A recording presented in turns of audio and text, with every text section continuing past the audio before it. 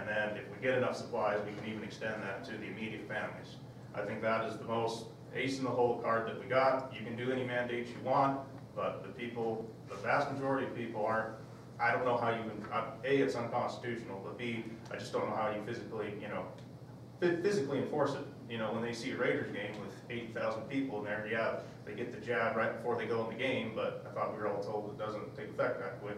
I don't know. It also doesn't stop yeah, being contagious. But another issue. But I'm just saying, I think we just getting these therapeutics rolled out on all the updates, we push the hell out of them, and that's where I think that's what we should try. We give it a try for a month or two. If the data doesn't support doing that, if we're not seeing a change, then we dump it. But that would be my recommendation, that we get mass roll out of that, give it a shot.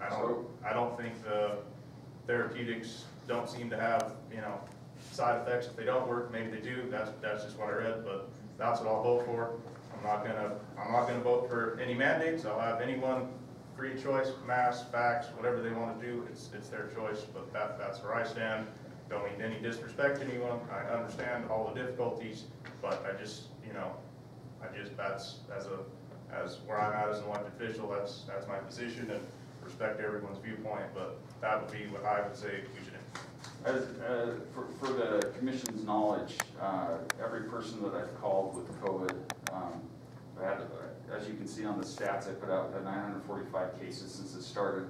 I can tell you I've personally talked to probably 920 of those. My dialogue and conversation has changed in the last month, and I'm offering Regeneron to anybody that wants an IV infusion. It's an hour-long IV infusion. We have secured a pretty dang good supply. You probably can secure more as time progresses from it's now being controlled by the state instead of ordering it direct from the manufacturer as I did previously. And within your updates and stuff, I think we could change so we could encourage people to come test at onset instead of just, well, they're not going to do anything for me, so I'm going to, wait, and then, oh, day 10 comes along, now I got to go to the hospital. And in the hospital, if we say, hey, come get tested, test positive, now we can give you something that could help, I think that would really move the ball in the right direction. I appreciate that. With that said, with not encouraging any mandates so far as masks, an area that I've been a little bit concerned about is if we're not going to encourage the mask, which I think that we should encourage masks, in the clerk's office, the partitions are no longer up.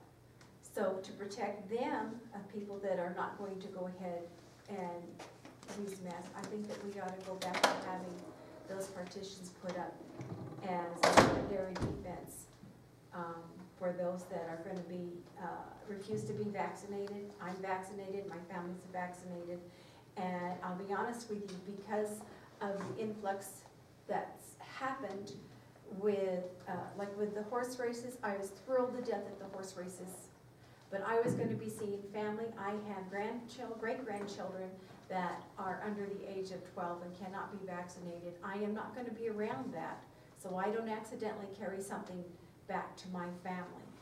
And I am very conscientious, whether it's in the grocery store or going in and out of any of our businesses. I keep my hand sanitizer, and when I can't do that, even at home, going through my groceries, my vehicle, my door handles, I wipe them down. I know that may sound paranoid. I had just what little background I've had when I was a CNA, it makes a difference so far as your hygiene and probably what you're going through in your schools with making sure that your surfaces are as bacteria-free as you possibly can. So I think that, if we have diminished any of our hand sanitizers in any of the buildings, I think that we ought to make sure that those are readily available for people like me or whatever. I think that I'm more inclined to do 30 days. I think with 10 days, that's 3 quarantine times. I would be comfortable with 30 days. But I do think for those, I'm not going to necessarily mandate hate to mandate, I really do. I understand, and people are so tired of it as it was anyhow. And dealing with the frustrations, I notice that people have a tendency to be crankier. They're frustrated, they're aggravated, and they're tired of it. Just with, at least people that have called me on the phone, it appears that, you know, it's truly affecting, just like the Katie Craycraft said. I dealt with that with my own family so far as motivation with my children's children, you know, and they were hardly, the schools were hardly even grading anything. There was no motivation. Why should I do, you know, and I'm not talking just about here. I have family that's in Las Vegas and also in Spring Creek. So I'm not, you know, talking necessarily about here, surrounding areas also. It bothers me. I wish that people,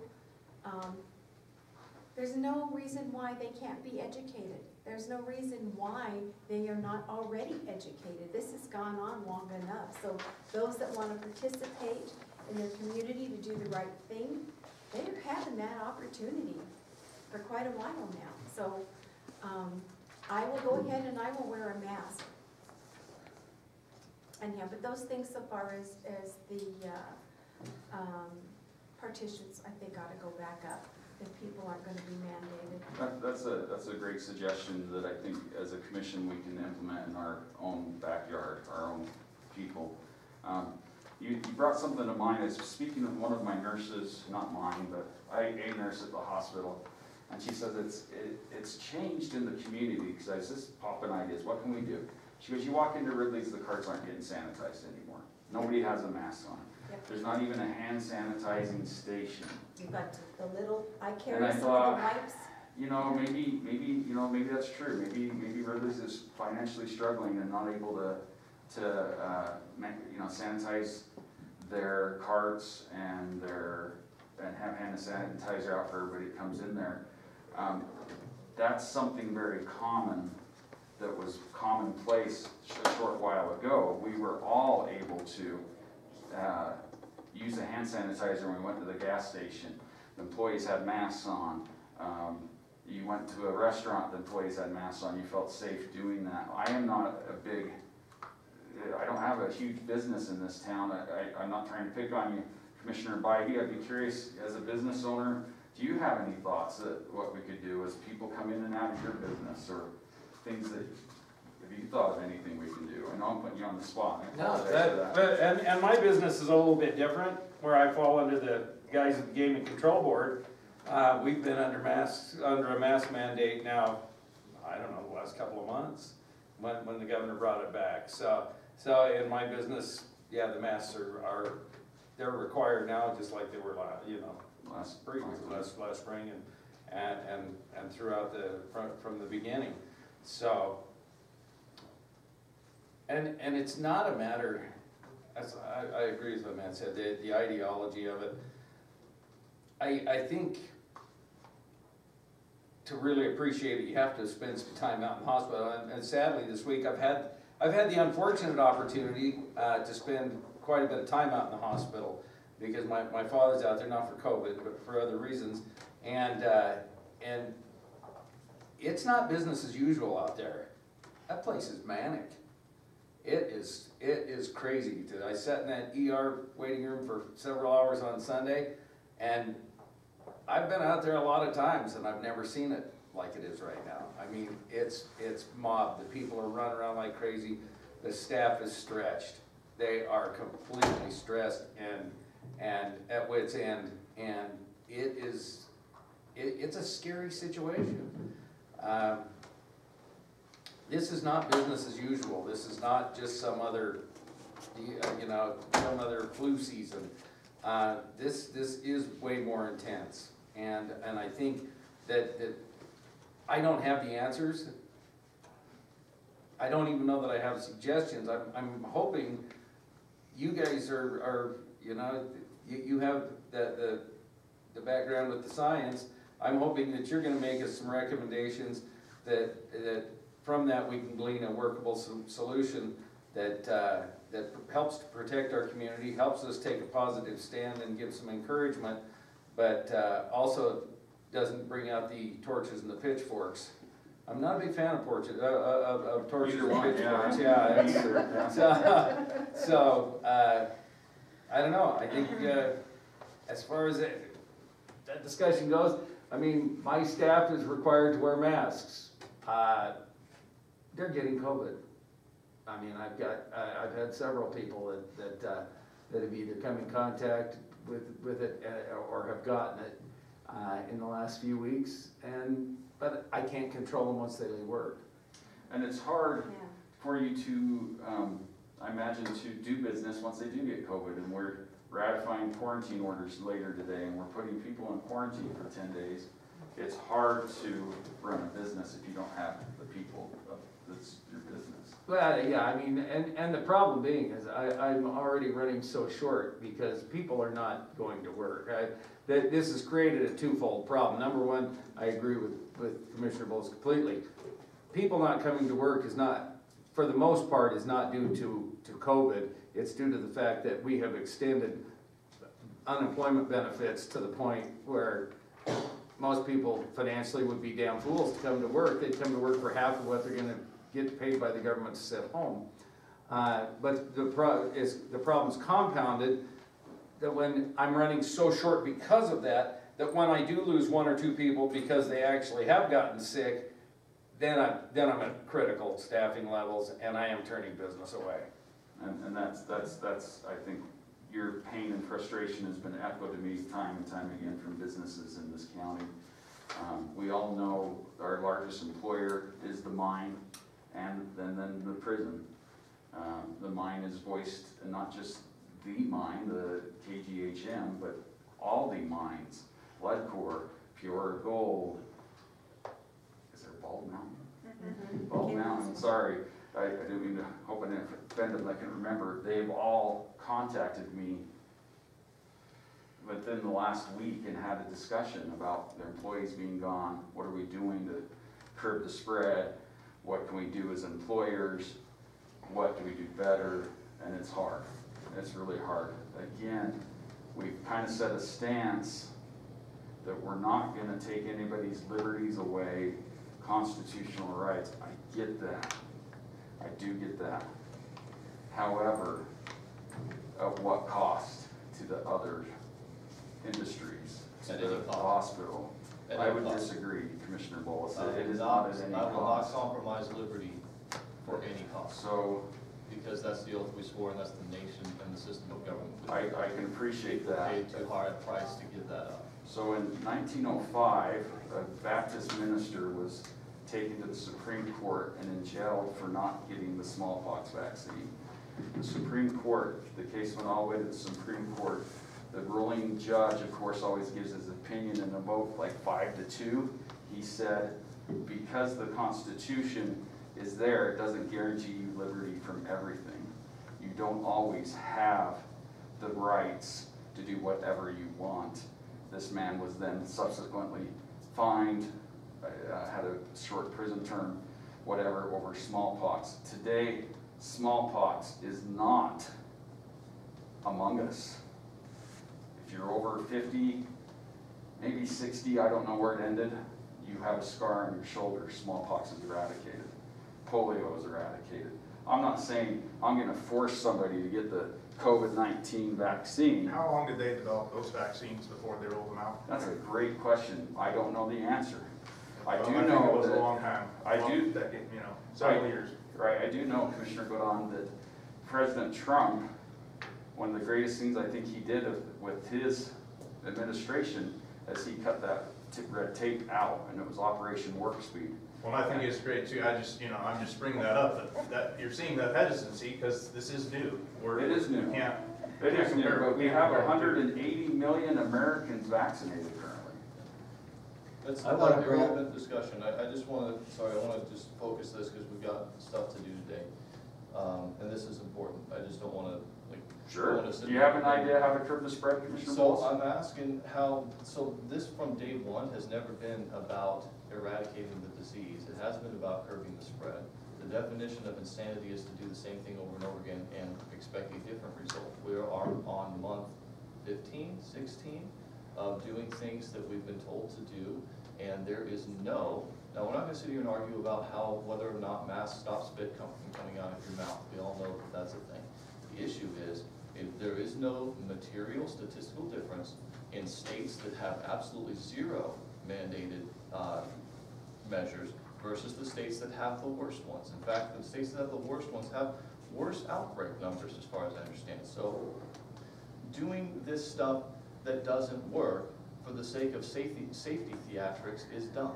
There's no point to that. And the worst part is, if we could mandate and enforce with absolute, total compliance that every person wore an N95 mask at all times, change them out at the proper times, we might see different results.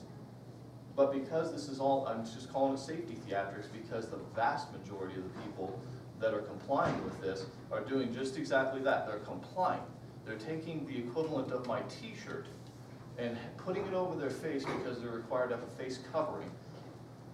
And it is not stopping the spread. The schools implemented the mask mandate the day after school started, and it did not curb the spread. It just continued like it was going to go. So I'm not here to make anybody feel bad.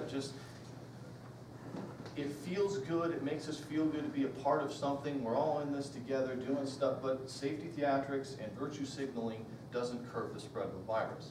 And we're starting to see that it's the arrogance of humanity that we often see things going on that feel beyond our control, and we insist that we must control it. And I'm not against trying. But so far, the two things that have been set up have not mitigated the spread. Vaccines don't mitigate the spread. We already had this discussion. Vaccines reduce the impact of the illness potentially on the individual who takes it. They are still able to get sick. They are still able to be contagious at the same levels that anybody that's not vaccinated. So I don't know what to do to curb it. I'm kind of starting to feel like we can't. This is starting to look more like chicken pox. When I was a kid, my mom would find out that some kid was infected with chicken pox, and she'd take me over to their house to get infected. So because as a child, it had little to no effect on you versus when you became an adult. And I suspect that in the coming decades, we're going to see this become something similar to that, where we're going to prefer to get this out of the way while you're young, because it's bad news when you get older. But in terms of being able to mitigate the issues, the crisis, and I don't even see this as a crisis. I want to pause for a second. We were just about 90 days earlier than last year on a spike in cases, looking at your data. And it's only a difference of 35 cases versus last year in terms of the spike. The average case per month, we're actually down by 1 case per month versus last year. Our hospitalization rate is 6%. The national average, the worldwide average is 24%, so we're doing very good as far as that goes. We've got healthy people here, so it's been working out. But I still would love, and please, hospital folks, this is not a criticism, because you guys are busting your ass out there. But I think that we really need to turn up the heat and turn the focus to expanding the capabilities so they're not hodgepodging and triaging and building tents and doing stuff. Let's put some real measures. Let's go after grant funding, whatever we got to do to build onto that hospital. I don't care what we have to do, but it's unacceptable, pandemic or not, that we only have 4 ICU beds. People are wanting to move to this community. We want to see it growing, and the more that hospital is equipped to handle issues that come up in and outside of a pandemic, the better that is for everybody. So I'd like to see us go to 25 beds as an ICU unit.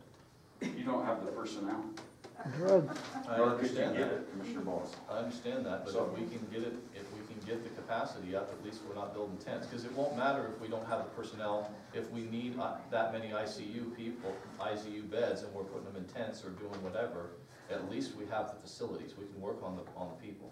So a couple thoughts. You're right, it is insanity to keep doing the same thing over and over again.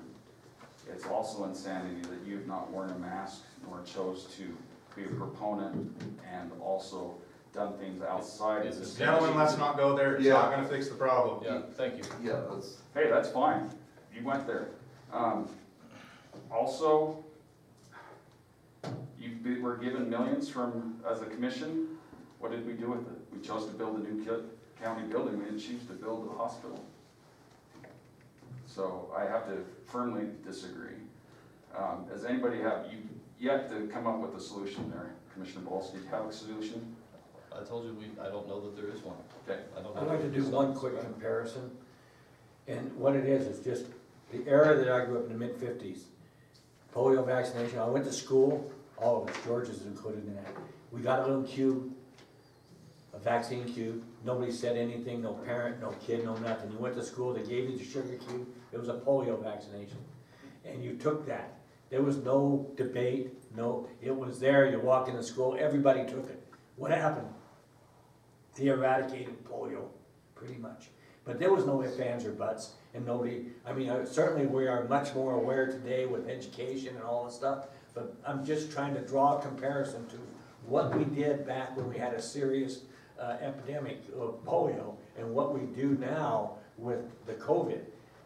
There was no ifs, ands, or buts. You went in, took it, went home. Now, you have an option with the vaccine. I wish everybody would get it, but mandating it, I kind of see that part, but I think we need to draw some type of a plan. And we can go on and debate all we want, but let's sit down, we have items here, what can we do to stop the spread? What can we do anything? But let's voice our opinion. I have one more question for Darren. So if I understand it right, the hospital will come under Joe Biden's vaccine mandate, is that correct? Wholeheartedly. And testing won't be an option, they have to get it or be fired. Do I understand that correct?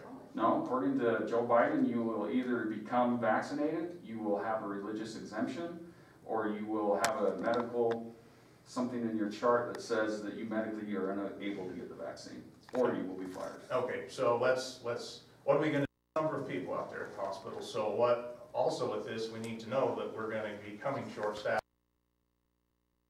At this point, it's probably not worth speculating just because the final rule won't come out till October, then there'll be a 15 to 30 day comment period on the final rule, and then they'll come out with the final rule. So we have to wait to see. I told all our employees, we did an education for our employees to give them the facts. We let them ask questions to dispel some of the stuff out there that's just absolutely not true. And then of course we don't know everything, so we let them know the things that we just don't know. But yeah, at this point I told them if they still after the education don't want to get it, they don't need to, and we'll cross that bridge when we have to. But How many, if you can't disclose that, people aren't vaccinated, or at the hospital aren't vaccinated, right? So we're at a 72% vaccination rate, so I guess that's probably around 20 people or so that are not vaccinated. Yep. And if you were to lose that staffing, what would that impact be? Oh, it would be a big impact. Yeah, for sure. Yeah, nationwide it'd be a big impact. Yeah, everywhere, we're gonna see it. It's Yeah. unfortunate, and But we're in a again, dark spot. I don't know that we'll get to that. I have a feeling that, God, I hope not. yeah, someone may lose they might change that, I think. I suspect so. Yeah. Appreciate that. I can appreciate, maybe I owe Commissioner Bowles an apology. I'm passionate about this. We're in the heat of battle. It's all okay. there. 20, every day, it's 20, 30 phone calls. Me personally, on the phone, with families, disrupting lives, and it's wearing. And so I'm tired with the school. He's doing everything he can to keep the students in the classroom. We're gonna have a generation of idiots, I hate to say that, if we don't keep our kids in our classrooms. Could I say one thing about that? And this is, admittedly, I will recognize that the rest of the world is not as bold and obnoxious as I am. But if they shut down the school, our district attorney likes to say there's only two ways you get things done, either through influence or through violence. And if you have one or the other, that's how things get done. At our system of government, the way we do things, violence, especially from government, at least so far, is not how they get things done. So all they have is influence. Meaning that's all they can say is what they say. We are shutting down your school. Our response is, no, we're not shutting down our school. Up yours. And if they say, well, you have to shut down the school. No, we're not shutting down the school. Our kids are too important. This is way too important. We're not doing that. Thanks anyway, Governor. Have a nice day. And at the end of the day, what are they going to do? Yeah, it could get bad. Yeah, they could probably start firing people. They could start suspending paychecks. They could start doing all kinds of things, all of which I believe will land the governor and other people in some serious litigation, some serious legal action. But it takes guts to stand up and say no when government officials start overreaching their authority, which he has done from day one. With that, you have to remember the hospital, the school board, the schools themselves all have different boards that they have to report to and follow in order to maintain payments, in order to maintain wages, and maintain everything insurance-wise that they have to do. So they're doing the best they can, I think. I don't foresee that happening in White Pine County. I know you're passionate about it. Not everybody's got those kind of stones, but that's what I'm doing. Dr. Coons, if I can speak to that. I can yield the floor to Adam Young. Go ahead, Mr. Young. Excuse me. Yeah, so I would like to make a recommendation as far as what we feel like would help us, because I know you're talking about things that, that you as a commission might consider. Before I do that, just to respond directly to Mr. Bullis, we're not in a situation, my board's not in a situation where we want to close down our schools, okay? We worked very hard to make sure that we didn't do that last year, all right? It'd be nice to be thanked for that. It'd be nice to be acknowledged for that. It'd be nice to be appreciated for doing that. Because as you know, that is not the case of what happened in most of the other counties in the state of Nevada. I find it to be just mildly offensive to talk about stones or different types of things with regard to defying government edicts. I need you to know as a commission that our board, okay, is united in what is the best thing for our students. We don't kowtow to Governor Sisolak. We also don't kowtow to public challenges issued by other public officials, all right? If we need to shut down a school, it will be in collaboration with Dr. Coons and in making the decision that is best for the health and the safety of our families and our kids. It has nothing to do with politics. It has to do with trying to make the decision that is most practical. Okay, so I just want to be clear about that. And I respect you, Mr. Bullis. I've performed with you before. I admire you. I admire your dedication and your passion to your beliefs. But I don't think that it's helpful to get into, challenges or public disputes about, defying different edicts, blah, blah, blah, blah, blah. Okay, so I just want to get that out on the record. I speak for my board. I absolutely speak for my board. Many of them are here today. We're committed to doing the right thing for our families. And I can't have classrooms and schools in operation where I got, gazillions of sick kids running around. To speak to the mask issue, masks were effective last year, actually. One of the reasons that they were effective is because the community as a whole had a much different adherence rate to the restrictions last year. Would you agree? The community as a whole was very cautious last year. Okay? The community spread, what happens in our schools is only reflective of the community spread. The schools are not a microcosm in and of themselves. It is representative of the community at large. Last year, when people were adhering to the restrictions, and we started with day one for masks, it was extremely effective. That's one of the reasons that we were able to stay open last year. I'm not a scientist. I'm not here to speak to the science of it. I'm only here to say what has worked for us and what has been practical.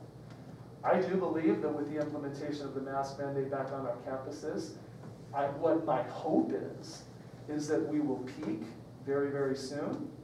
And then if we can get cooperation in the community at large, because Mr. Bybee, as you said, I can't control what my kids do when they leave my campus. We can try to implement those mitigation measures on our campus, but when they leave, I can't. That's when it's happening. The spread's not happening in school. Okay, it's happening elsewhere. And then they bring it back onto campus. That's why the masks are important, because then it limits the spread on the campus, and Dr. Cruz doesn't have to quarantine other people, and I don't have to shut down a school like the second grade classroom that was referenced a little bit earlier. Okay, so just to hopefully try to